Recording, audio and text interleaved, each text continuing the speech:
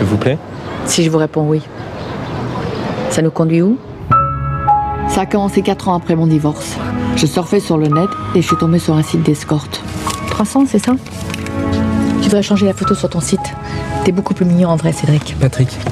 C'est Patrick. Moi, je fais pas ça tout le temps, mettre en scène. Je suis aussi beaucoup comédienne. Donc, je fais des films et puis d'un seul coup, j'ai une histoire à raconter qui me tient à cœur et j'essaye de la mettre en image, ouais. Alex, t'as fait la commission pour le dîner? C'est qui dans la chambre? Hein? C'est quelqu'un? Ça te regarde pas? Ça m'en garde pas. Non, mais Irène, depuis quand ça m'en garde pas? Le projet de cliente a été un peu plus difficile à monter que les autres. Ça a mis plus de temps parce que le sujet avait l'originalité d'intimider les producteurs et les chaînes et qu'ils trouvaient ça un peu trop sulfureux ou trop scandaleux. Donc j'en ai fait un livre. Le livre a trouvé son public. Il s'est vendu à pas mal d'exemplaires, donc ça m'a conforté dans l'idée que c'était un bon sujet. Et ensuite, j'ai retrouvé des jeunes producteurs qui n'ont pas du tout été frileux pour aborder le problème avec moi. Donc on a fait le film. J'ai envie de jouer avec vous.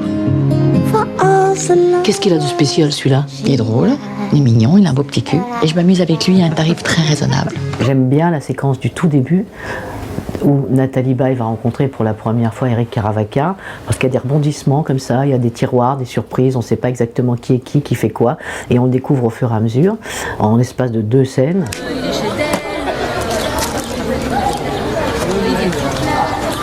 Vous faites ça à l'ancienne?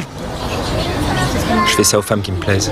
Tout le monde me dit, on n'imagine pas Éric Caravaca en escort boy, mais qu'est-ce que c'est comme bonne idée? C'est-à-dire qu'une fois qu'on a vu Éric Caravaca dans l'escort boy, on imagine difficilement un autre acteur parce qu'il a cette tendresse et surtout, il est normal. Pour moi, les escort boys, si vous allez, mesdames, sur le net, avec un peu curieuse, regardez dans les agences d'escorte, la plupart des garçons et des hommes, parce que ça va de 25 à 45 ou même 50 ans, la plupart des hommes qui sont présentés ou proposés comme escorte, ça ne s'agit pas de rien de plus, sont des gens qu'on pourra rencontrer dans la rue et non pas sur la page frontale de Tétu ou dans les calendriers des footballeurs ou des pompiers ou dans genre stars de luxe, voilà. C'est des gens normaux, plutôt attrayants, mais comme Éric.